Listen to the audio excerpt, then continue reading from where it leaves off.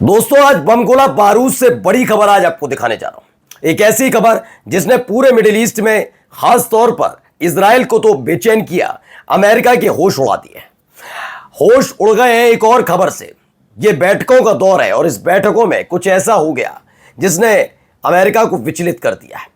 यकीन मानिए, अब वो अफगानिस्तान से ज्यादा फोकस मिडिल ईस्ट पर पूरी तरह से रखेगा, क्योंकि एक देश जिस देश पर नियंत्रण करने के लिए पूरी जी तोड़ मेहनत कर दी थी अमेरिका ने, डोनाल्ड ट्रंप ने, जिससे मिडिल ईस्ट को काबू में किया जा सके, उस देश ने एक बार फिर से चौंका दिया है। हाल ही में एक घटनाक्रम हुआ ईरान के साथ, वो खबर आपको दिखाऊंगा। ईरान ने कैसे लताड़ लगाई और उसके बाद जैसे ही ईरान की मुलाकात एक देश के राष्ट्र प्रमुखों से होने लगी, वैसे ही अमेरिका दहशत में आ गया। खबर सीरिया से जुड़ी हुई भी है। सीरिया एक कार्यक्रम के लिए, सीरिया के जो राष्ट्रपति है, जो अब तक अमेरिका के लिए आतंकवादी हुआ करते थे, वो एक कार्यक्रम के लिए UNGCA का जो कार्यक्रम है वहां के लिए जाते हैं। लेकिन उससे पहले ही सीरिया की जनता ने ऐसी कौन सी डिमांड कर दी जिसने इजराइल को और अमेरिका को बेचैन किया। दोनों बड़ी खबर दिखाने जा रहा हूं। नमस्कार, मैं हूं प्रज्वल गौतम और आप देख रहे हैं times express. Iran nuclear weapon बना रहा है।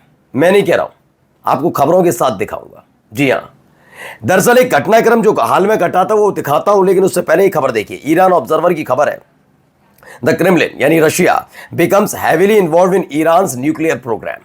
ईरान का जो न्यूक्लियर प्रोग्राम है उसमें क्रेमलिन यानी रूस पूरी तरह से शामिल है और बहुत तेज रफ्तार से रूस के जो वैज्ञानिक हैं वो इस पर काम कर रहे हैं। दरअसल आपको याद होगा, जब ईरान और इजराइल के बीच संघर्ष चल रहा था, उस दौरान बार बार धमकी दी जा रही थी अमेरिका की तरफ से, और रूस ने कहा भी था हमारे कई वैज्ञानिक वहां पर मौजूद है, कुछ ऐसा करना मत। तभी खबर खुली थी कि ईरान के न्यूक्लियर जो सेंटर है, फैसिलिटी है, वहां पर रूस के भी वैज्ञानिक काम कर रहे हैं। अब ये खबर निकल कर आई है कि ईरान का न्यूक्लियर वेपन वाला सपना पूरा करने के लिए रूस ने न केवल कदम बढ़ाए बल्कि दरवाजे तक अपने खोल दिए। अब खबर जो है इसमें, Russia and Iran have signed a huge contract for the construction of 8 nuclear power plants in Iran. 8 nuclear power plants बनाए जा रहे हैं ईरान में, और इसके लिए एक बड़ी डील हुई है रूस और ईरान के बीच। लेकिन खबर सिर्फ इतनी में नहीं है कि न्यूक्लियर पावर प्लांट बनाए जा रहे हैं, क्या न्यूक्लियर वेपन भी बनाए जा रहे हैं, जिसको लेकर बहुत सख्ते में है। तो खबर क्या है मैं दिखाता हूं। दरअसल हुआ ये कि एक समझौता हुआ था ईरान पर। लंबे समय तक अमेरिका ने प्रतिबंध लगाया, और अमेरिका के बारे में आप जानते हैं कि एक वक्त में वाकई वो सेंटर रहा, कोई देश उससे पंगा नहीं लेना चाहता था। तो ईरान को लेकर जिस जिस देश से अमेरिका ने जो कहा वो माना गया। वो बात अलग है कि धीरे धीरे समय बदलता है, कई देश मजबूत नहीं बहुत ज्यादा मजबूत हुए और इतने हो गए कि अमेरिका को ये सारे दांव उल्टे पड़ने लगे। जब जब वो प्रतिबंध का जिक्र करता था तो उल्टा ये तमाम देश आंखें दिखा देते थे। ये तमाम चीजें वहां होती हुई नजर आई। अब हुआ क्या है कि 2015 में ईरान से प्रतिबंध हटाए गए, कुछ पूरे नहीं, कुछ खासकर न्यूक्लियर फैसिलिटीज को लेकर, कि आप न्यूक्लियर फैसिलिटीज में हथियारों को नहीं बनाएंगे, बाकी जो न्यूक्लियर से इस्तेमाल हो सकता है ऊर्जा पैदा करने का और तमाम जो चीजें उसका इस्तेमाल कर सकते हैं। तो न्यूक्लियर फैसिलिटी की स्थापना हो गई 2015 में। जो ये डील हुई थी, इस डील में कितने लोग शामिल थे तो जरा समझिए। इसमें ब्रिटेन, फ्रांस, जर्मनी और अमेरिका यानी पश्चिमी देशों में 4 देश शामिल थे, कुल 7 थे इसमें। उसके अलावा चीन और रूस और ईरान का होना था ही।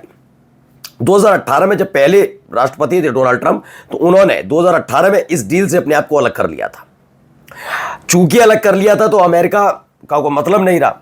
लेकिन हाल ही में दोबारा से ईरान को लेकर स्नैपबैक सैंक्शन की बात हुई। स्नैपबैक सैंक्शन क्या है मैं बता देता हूं। स्नैपबैक सैंक्शन ये कहते हैं कि अगर किसी भी सदस्य देश को यह लगता है कि भाई ईरान नियमों को तोड़ रहा है, अवैध तौर पर काम कर रहा है, न्यूक्लियर फैसिलिटीज में परमाणु बम बना रहा है, तो उस पर 2015 वाले प्रतिबंध, कड़े प्रतिबंध लग जाएंगे। यही दोबारा से आ गया। E3 यानी जो ब्रिटेन, फ्रांस, जर्मनी है, ब्रिटेन, फ्रांस, जर्मनी, इन लोगों ने क्या किया, E3 ने दोबारा से लगाना शुरू किया कि नहीं नहीं भाई, ईरान ही गलत काम कर रहा है, और इसको लेकर ही कहा गया कि भाई ईरान ये काम कर रहा है तो इस पर स्नैपबैक सैंक्शन लगाए जाए। अमेरिका ने भी कहा बहुत अच्छी बात है, लगाओ लगाओ, हम तो यही चाहते हैं। लेकिन इस बीच आ गया रूस और चीन। उन्होंने कहा कुछ ऐसा नहीं हो रहा है और हम ईरान के साथ है, और ईरान के साथ है, ईरान के साथ व्यापार करते रहेंगे। कुल मिलाकर यहां ये खेल होता है। इसी बीच एक खबर आती है। खबर क्या है जरा पढ़िए। जैक्सन इंगेल की खबर है, ईरान ने अपने आप को अनाउंस किया immediate suspension of all corporation with IAEA in response to enforcement of new snapback sanctions। जिसने ही स्नैपबैक सैंक्शन की बात हुई, वैसे ही IAEA के साथ सारे सहयोग खत्म कर दिए ईरान ने। इधर IAEA के साथ सारे सैंक्शन, सारे संबंध खत्म करने की खबर आई, वैसे ही एक प्रतिनिधि मंडल सीधे कहां पहुंच गया देखिए। ये सारा का मॉस्को पहुंच जाता है। वीडियो देखिए पहले।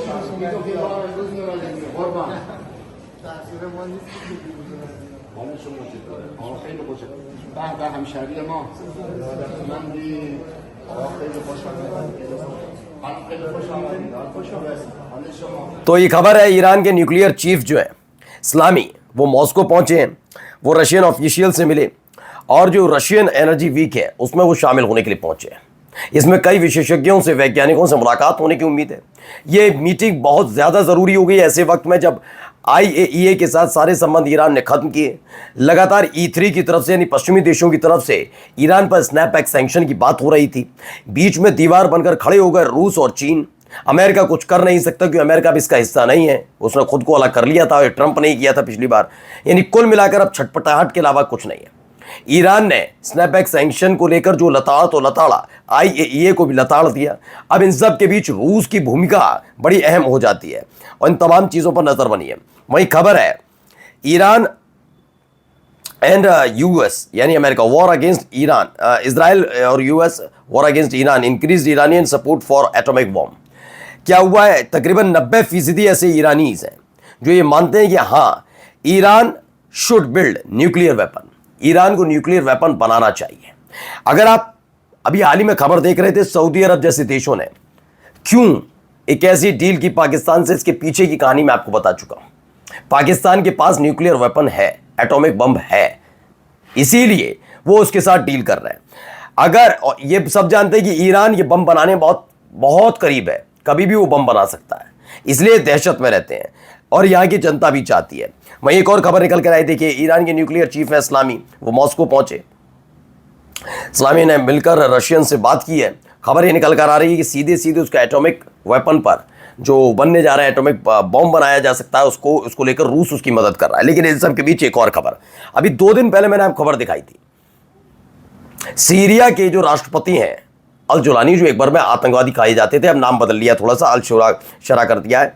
तो अल शरा जो है वो UNGA पहुंचे मीटिंग के लिए, लेकिन उससे पहले 2 दिन पहले उन्होंने खबर निकल कर आई कि वो गोलन हाइट्स, सीरिया का गोलन हाइट्स जिस पर इसराइल ने कब्जा कर रखा, वो और माउंट हॉर्मोन दोनों को इसराइल को देना चाहते हैं। सीरिया का इतना बड़ा हिस्सा वो दे देना चाहते हैं इसराइल को कि तुम रखो शांति पर, ये कहा जा रहा है। इस पर सीरिया की जनता भड़क गई है।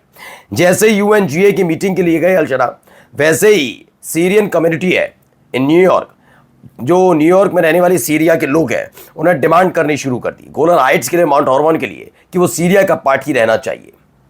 अब तक तो कहा जाए तो माउंट हॉर्मोन तो है ही है, लेकिन खास तौर पर गोलन हाइट्स को लेकर है कि गोलन हाइट्स पर इसराइल ने कब्जा कर रखा और कहा जा रहा है कि यहाँ पे जिम्मेदारी है कि आप गोलन हाइट्स इसराइल से वापस लें।